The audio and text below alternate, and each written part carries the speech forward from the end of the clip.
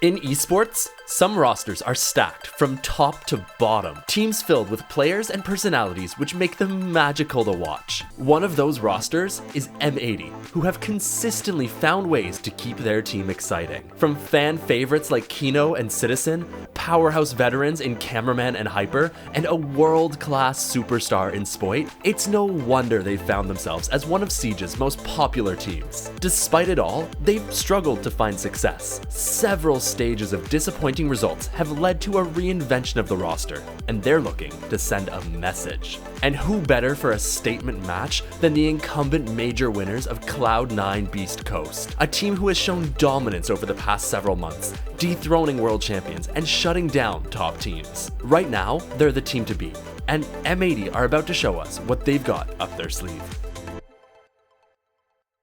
These videos are made possible by channel members. Become one of Hyber's helpers and get access to behind-the-scenes content, special channels in my Discord server, early access to videos, and the ability to get involved in the production of videos. Thank you to all channel members for your support, with a special shout out to Simon and Astro for their extra help acting out every scene. Making these videos has become an increasingly time-consuming endeavor, and it wouldn't be possible without them. If you feel like these videos are of value to you, consider becoming a channel member, and I hope you enjoy the video.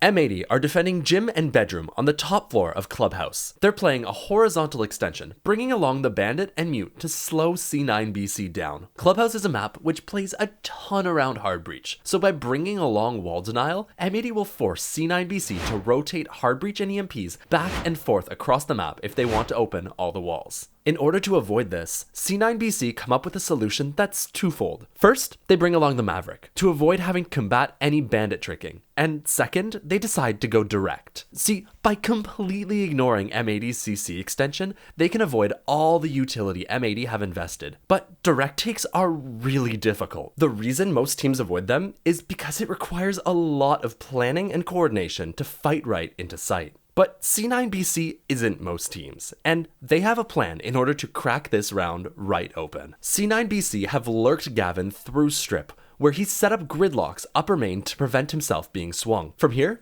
he's able to exert control over bar and kitchen hall. But that's not all. C9BC are able to use their positions and utility to make Gavin the focal point of this round. Before Gavin can walk up main, there's a few positions BC need to ensure aren't being played. First, top main, which is easily denied from the already open jacuzzi wall. Second is Logi, which is a little more complicated to clear. See, if Gavin were to walk up main while there were a player in Logi, he would have to turn his back to site in order to take that fight. This obviously wouldn't work, so BC come up with a genius solution to prevent the position. By sending Grim to the Logi hatch, he can shoot B's Logi door, scanning any player in that position. This gives Gavin everything he needs, and his team sets up breach, hatch, and highway as he starts to make his play. Yeah, I mean, different lineups being brought right now by M80 than what we saw in the previous matchup when, we were on Clubhouse and we were looking at yet another defense upstairs of this bedroom and bathroom situation. Gunner with the first kill, Gavin also on the board. Gridlock showing her face. You've also got a Legion on the board to potentially slow them down. Capkin was the favorite operator that we saw previously. Gavin's just going to walk in and annihilate everybody. The super shorty sure does pack a punch. He's hoping for a quick jiggle in construction. That's Spoit who's isolated. Gavin will try as he might. Spoit's in a tough spot. Full HP though, but he's being targeted by Deimos. A swing out, sidearm in place. Hold on a second.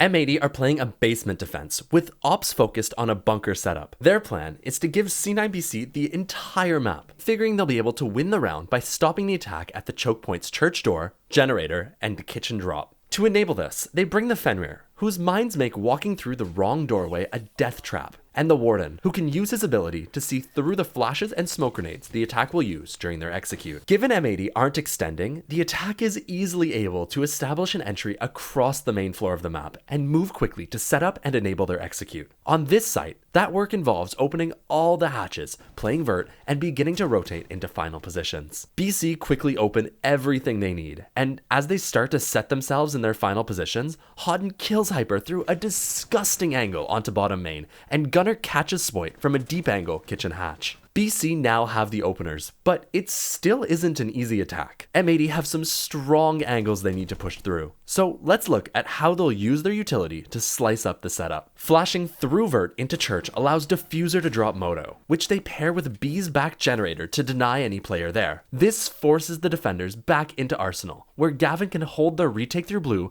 while Gunner locks down long. All this, paired with Spirits applying pressure on the kitchen hatch, means there's just one player in position to stop this push. Citizen is left all alone in Church, facing the brunt of the BC attack. Since he's Warden, he isn't blinded by the flash, but this still seems like a lot to ask. Excellent timing. They'll also get one onto Spoit, so maybe they don't need a ton of intel for the cut and thrust. Cameraman, the very first kill.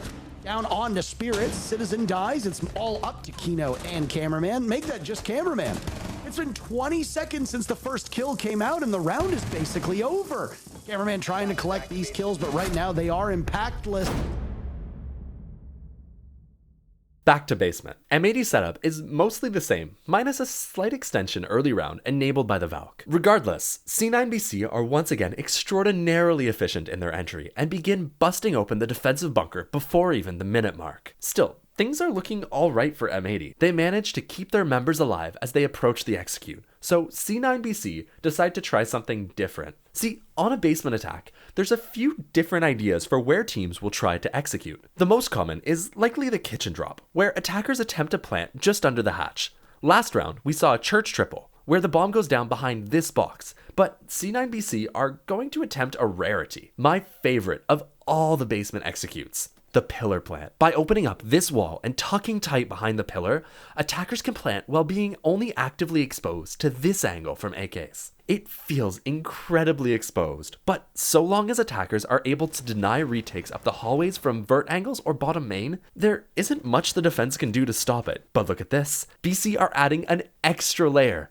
They've conditioned M80 to expect triple attacks, and they set themselves up to feign the same thing again, all while the actual execute goes down in Arsenal. This is a stroke of genius out of them. Will M80 expect it? Spirits 1 and 4 is a bit unusual for a player who we see often taking over games, but go back to that best of 5 in Manchester, and boy oh boy, C9BC can really trade the lead.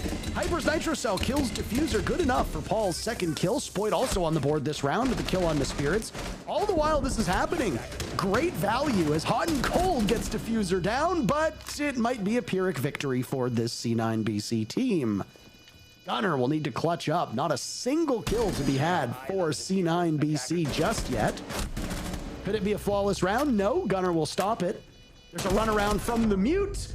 Gunner with 2 big kills. He'll now have to go for the drop, and he's finished off by Citizen. What a hold out of M80. They locked down the choke points Church, achieving an overwhelming advantage within the round. Despite bomb going down, their dominance leads to an easy retake and a win in a round that seems stacked against them in every way.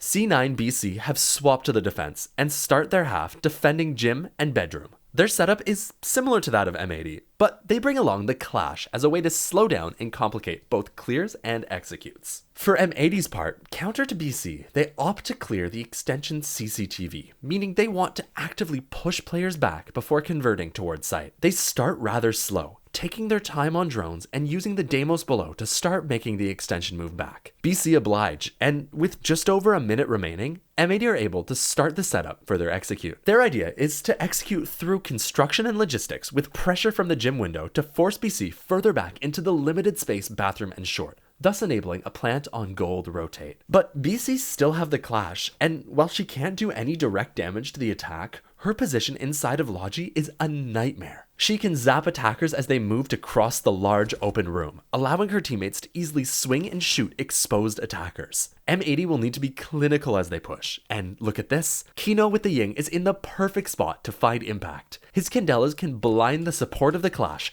allowing the execute to go through, but it's still really hard. All it takes is for BC to find the right picks in the brawl, and it could all fall apart. I wonder if they flicked onto the Thermite for that wall in particular, because you would not be able to open up both of those walls if you were Hibana or with Ace. It has to be an exothermic charge to do that. First kill comes from M80. They lose the next one, and then they just decide to go back and forth on the seesaw of engagement. But then the kill feed is all theirs. It's Hot and Cold. One thing which is consistent about Clubhouse is that the round often comes down to what walls are open. It's why every round the defense has brought along Bandit, Mute, or Cade. What walls are open define the attack. So what happens when the walls stay closed? M80 are attacking CCTV and Cache. They've brought along all the tools they'll need for their attack, with 7 sets of hard breach and 5 EMPs. Their goal is to open up garage and CC wall before taking rafters and planting default behind server. At the pro level, CCTV is essentially a solved site. Top teams can consistently work through the various stages within the round and should be winning almost every attack. But M80 aren't most teams, and this round, they're about to show pretty much exactly what not to do. M80 start by comboing Thatcher and can openers to open the outside walls into garage. By tossing 2 EMPs, M80 can guarantee they won't be K-tricked. Surely they know well enough to do so. As we sit on round number 9, which means that C9 BC should win this one just based off of the numbers, but we will wait and see what happens. Again, hard breach being brought in abundance. 2 glorified hard breachers, or 2 dedicated hard breachers. The one glorified hard breacher was the Ying before. Kino's been the one playing this secondary breacher. This time, Capitao. Fair enough. Sometimes even pros make mistakes, but M80 still have plenty of hard breach utility, so it's not so bad. They can continue with their plan, and then, when they open up CC, they'll be able to pressure Spirit's rafters to prevent further tricks. Now, seeing how C9 BC are playing around the tricks, surely they'll ensure to take steps to avoid further blunders. Even still, it is one of the problems with the utility that they've brought. Now is the big test, though. Garage wall gets tricked. It's tough, but it's not the end of the world. This will be a much bigger deal. Unfortunately, Hot and Cold. Oh, they pulled it off. They could have opened that wall, but I don't think they wanted to commit to it. And now, yeah, he doesn't able to get it off. They Bandit tricked at the nick of time. He just left it on. What? What is happening? I've never seen a team fumble so hard. This is maybe the worst attack ever seen in the history of Siege. It's fine. M80 have lost the round. It's a shutout for C9 BC. M80 will have no option other than to flood through Con and up red. Their failure of an attack converted into an easy round win for C9 BC. You recall, this was the site at which Diffuser got an ace. Just on the other side of the coin, he was attacking. Down goes Gavin as Citizen gets the leadoff pick. Out go the fire arrows from Kino. Spirits equalizing by taking Citizen down.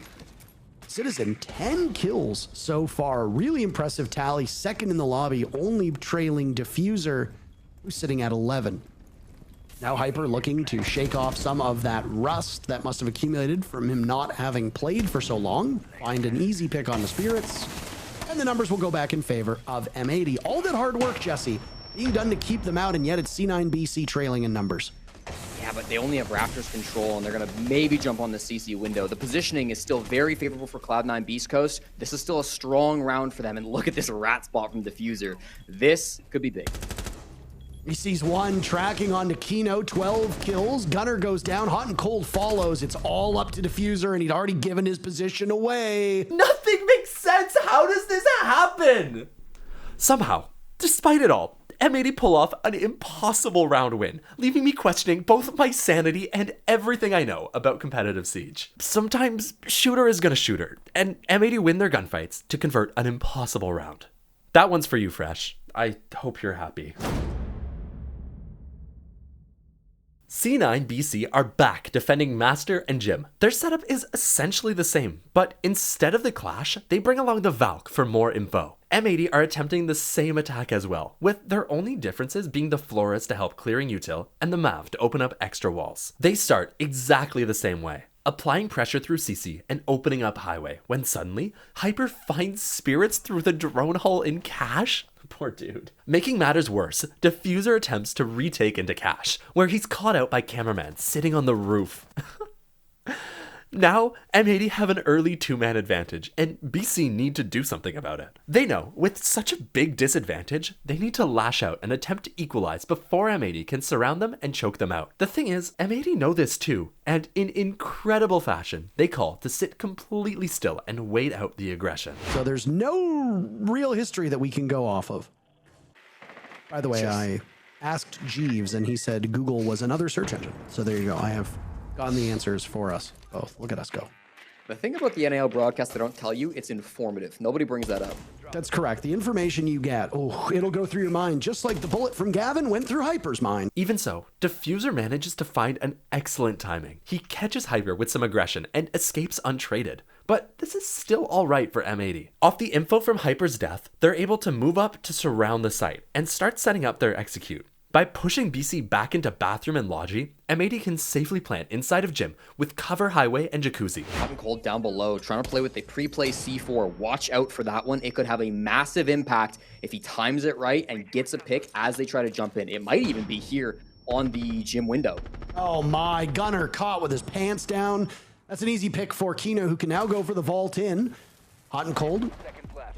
Inching up closer to the site. Both players looking in the same direction. Gavin managed to pick off Spoit and get away. Diffuser in the hands of Kino. One successfully vault in from Jim. Hot and cold cannot rebuff him. Worried about the doorway. Hot will have to go for the other retake, but a good hold by cameraman outside. Can he get there in time? Gavin unable to stop it. Cameraman a team kill, and immediately Gavin will hop on. He'll have plenty of time. There's no way cameraman can get there. And Beastcoast steal the round. Excuse me. I don't know what's happening. Nothing makes sense. M80 are on overtime match point, attacking back onto the basement bomb site. This time, C9BC are playing an assertive extension into bar and strip. They want to use the Vigil to hide in strip, where he can perpetually threaten a flank. The idea here is that by the time M80 are in position to deal with him, they won't have the time to do so. This will force M80 to make a decision, clear him, and then be stuck with an impossibly low time execute, or ignore him and face the inevitable flank. The round starts normally, with M80 establishing quick control of upstairs before moving on to main at about the 2-minute mark. Here, they're confronted with the Vigil and strip, and they start formulating a plan to deal with him. Citizen holds his escape from pool, while Kino on the hatch up above prepares Candelas to flash him out. This is the risk BC take in this sort of isolated extension. If M80 get this right, they can quickly remove the threat, giving themselves an advantage as they move into their execute. Evan holding this position, he had a good idea of somebody being over by the window, but it's Kino who's got him stuck in place, and there goes a Candela. He spotted for a second. Kino just not able to do enough damage, but plenty of bullets to open up that wall. Gavin gets out, and now he can continue as a persistent threat. His best play at this point is simply staying alive, wasting further time and forcing M80 to continue to hold him to prevent any flank. Elsewhere, M80 starts setting their execute as best they can. Spoit finds Gunner getting aggressive on main, giving his team the advantage, but it's traded back by Houghton. Citizen, persistent watching flank, finds Gavin making a mistake, and suddenly M80 have an advantage. But the time is so low. Their execute needs to be flawless, and in an act of desperation, they go for a kitchen drop. This is going to be messy. Will arrive down the main stairs. Final 30 seconds of this execute for M80. Shaking in their boots. This is going to be very, very tight on time, and they do a good job of stopping some of this soft breach. But even still, they're going to rely only on the Banshees to slow this execute as it comes on in, and the man count just is not there. It's a desperate ego peek from Hot and Cold. Candelas will go. Kino will follow through the hatch. No targets in line of sight. Diffuser gone. It's Spirits to clutch out. Down goes Citizen to the captain trap. And suddenly Spirits could potentially retake from above. Cameraman will need to watch as the Diffuser has now been successfully planted. And Spirits will go for the suicide drop. He survives. Is he living on borrowed time? Trying to find out where these last two players from M80 are located to save his team's fortune in this matchup.